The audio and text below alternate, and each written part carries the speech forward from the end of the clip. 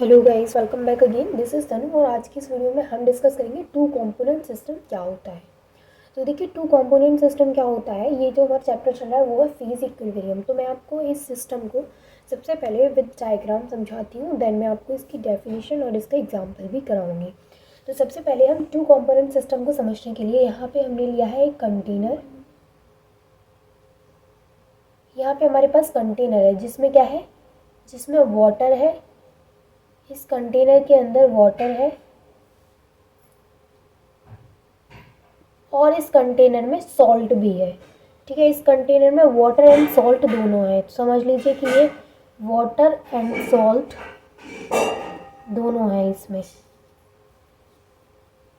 ये जो कंटेनर है उसमें क्या क्या है, उसमें वाटर भी है और सॉल्ट भी है।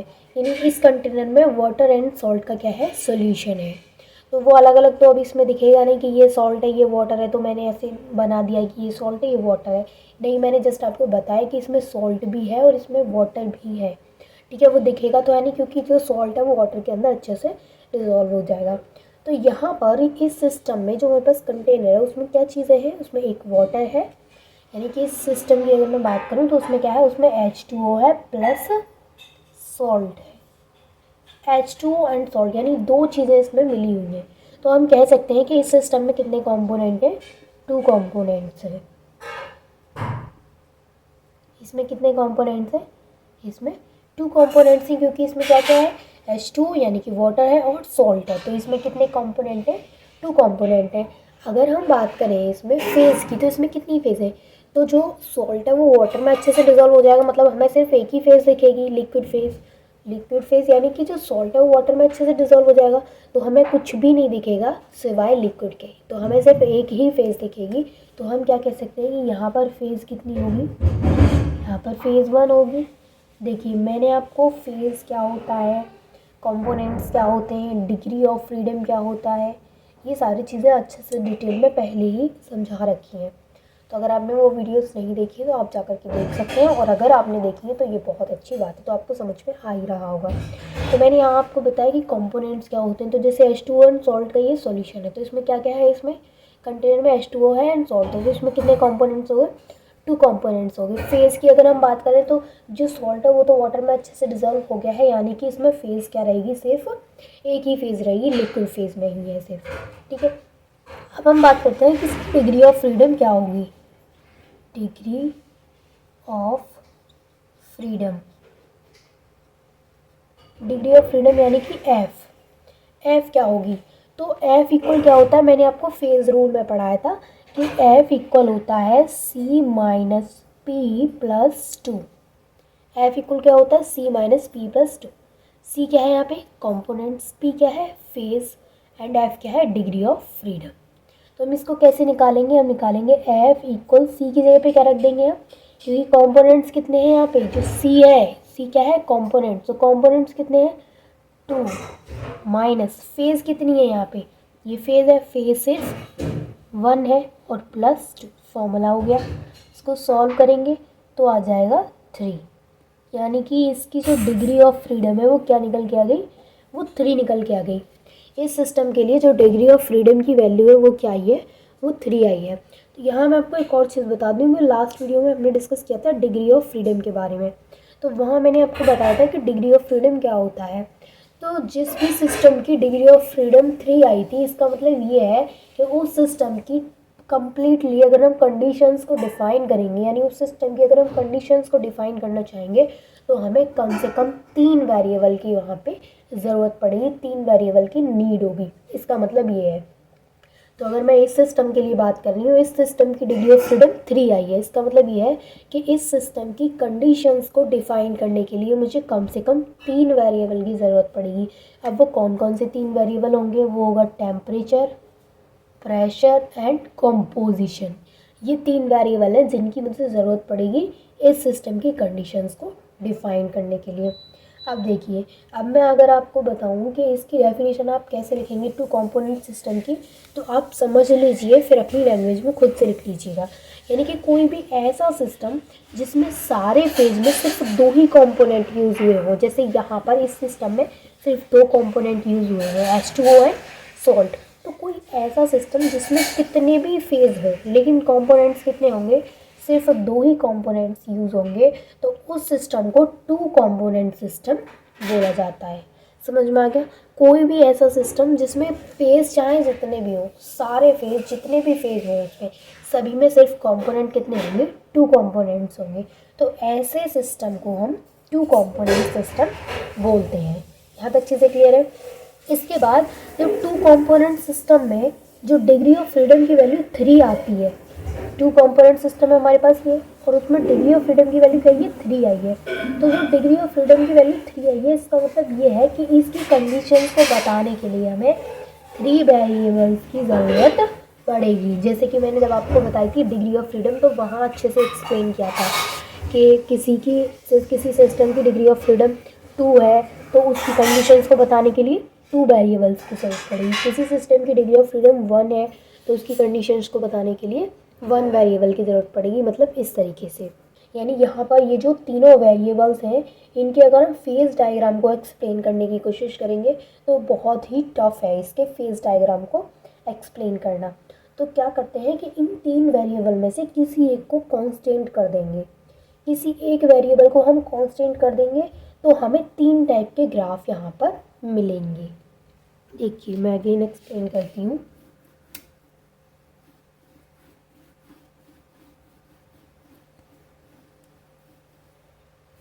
देखिए डिग्री ऑफ फ्रीडम क्या निकल के आया था, हमारा डिग्री ऑफ फ्रीडम निकल के आया था 3। उस सिस्टम के लिए डिग्री ऑफ फ्रीडम क्या था, 3 निकल के आया था।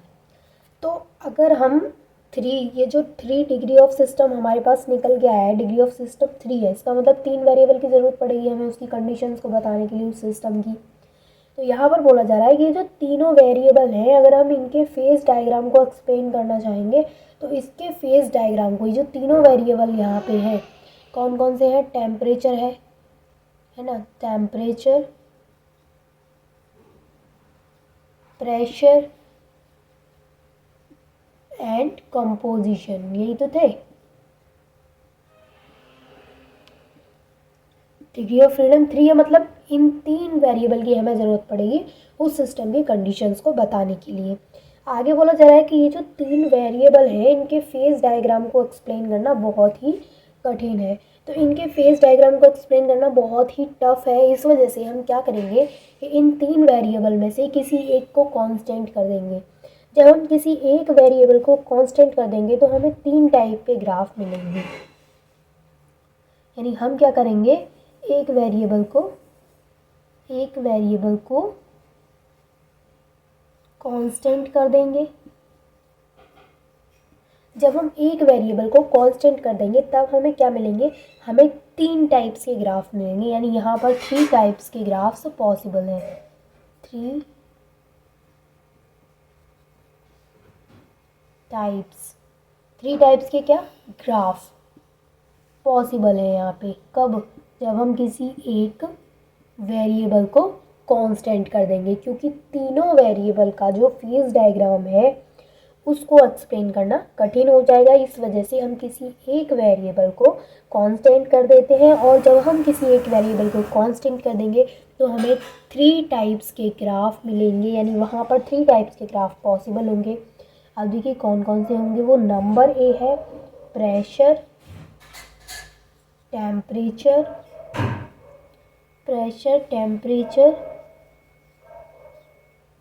डायग्राम, प्रेशर टेम्परेचर डायग्राम यानी कि पीटी डायग्राम। प्रेशर और टेम्परेचर यहाँ पे यूज़ हुआ, यानी कि यहाँ पर इस केस में कंपोजिशन को क्या कर दिया गया है, कांस्टेंट कर दिया गया है। सेकेंड टाइप का जो हमें ग्राफ मिलेगा वो मिलेगा temperature,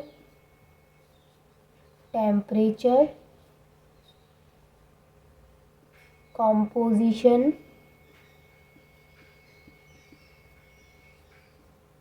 diagram. Temperature composition diagram यानी कि टी और सी। तो टेम्परेचर कंपोजिशन डायग्राम में क्या है, इस पी को, यानी यहाँ पे प्रेशर नहीं है तो प्रेशर को कांस्टेंट कर दिया गया है। थर्ड टाइप का जो हमें यहाँ पे ग्राफ मिलेगा वो है pressure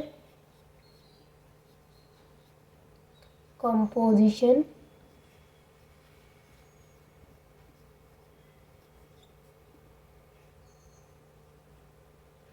diagram, pressure composition diagram, यानी कि प्रेशर और कंपोजिशन। तो यहाँ पर इस केस में क्या है, टेम्परेचर को कांस्टेंट कर दिया गया है। मैंने आपको क्या बताया कि यहाँ पर जो डिग्री ऑफ फ्रीडम की वैल्यू आई है वो 3 आई है। 3 डिग्री ऑफ फ्रीडम की वैल्यू है। इसका मतलब है कि इस सिस्टम की कंडीशंस को बताने के लिए हमें 3 वेरिएबल्स की ज़रूरत पड़ेगी। अब हम क्या करेंगे कि ये जो 3 वेरिएबल्स हैं इनके फेस डायग्राम को एक्सप्लेन करना काफ़ी कठिन हो जाएगा। इस वजह से हम किसी एक वेरिएबल को कांस्टेंट कर देंगे। जब हम किसी एक वेरिएबल को कांस्टेंट कर देंगे तो हमें 3 टाइप्स के ग्राफ्स वहाँ पे मिलेंगे और वो 3 टाइप्स के ग्राफ ऐसे होंगे।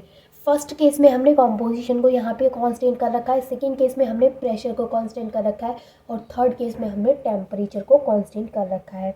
अब ये करने के बाद अब हम क्या करेंगे, हमने क्या कर लिया है, हमने किसी एक वेरिएबल को यहाँ पे कांस्टेंट कर लिया है। तो अब हम यहाँ पे फेज लॉ को लगा के देखेंगे और एक इसी क्वेश्चन को सॉल्व करके देखेंगे। देन हम देखेंगे कि डिग्री ऑफ फ्रीडम क्या आएगी। कौन से क्वेश्चन को सॉल्व करेंगे, जो मैंने अभी आपको एग्जाम्पल देके समझाया था वाटर वाला। मैं अगेन यहाँ पे ड्रॉ कर देती हूँ उसे ताकि आपको अच्छे से समझ में आ जाए। ये एक कंटेनर है जिसमें वाटर एंड सॉल्ट है। इस कंटेनर में क्या है, H2O है एंड सॉल्ट है और इसमें 2 कंपोनेंट्स हैं। इसका मतलब ये हो गया, कितने कंपोनेंट्स हैं इसमें, 2 कंपोनेंट्स हैं। इसके बाद इसकी फेज़ मैंने आपको बताई थी, फेज़ क्या है इसकी 1 है। फिर मैंने आपको बताया था इसका जो डिग्री ऑफ फ्रीडम निकल के आया था पहले वो 3 निकल के आया था। अब हम क्या करेंगे, अब हम किसी एक वेरिएबल को यहाँ पे कांस्टेंट कर देंगे। इसका 3 डिग्री ऑफ फ्रीडम निकल के आया था, F equal C minus P plus 2, F equal और C की वैल्यू थी 2, P की वैल्यू थी 1 प्लस 2 और डिग्री ऑफ फ्रीडम क्या निकल के आया था यहाँ पे 3। यहाँ तक आपको याद ही होगा कि मैंने लास्ट ही बताया आपको। यहाँ पर जो डिग्री ऑफ फ्रीडम की वैल्यू है वो क्या निकल के आई है, 3 निकल के आई है। लेकिन अब हम क्या करेंगे, किसी एक वेरिएबल को यहाँ पे कांस्टेंट करेंगे और फिर वहाँ पे फेज लॉ को लगा के देखेंगे।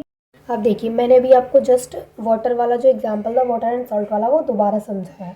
दोबारा समझाने के बाद मैंने वहाँ पे बताया कि वहाँ पर जो डिग्री ऑफ फ्रीडम निकल के आ रहा था वो 3 निकल के आ रहा था। डिग्री ऑफ फ्रीडम कितना आ रहा था वहाँ पे, 3 निकल के आ रहा था।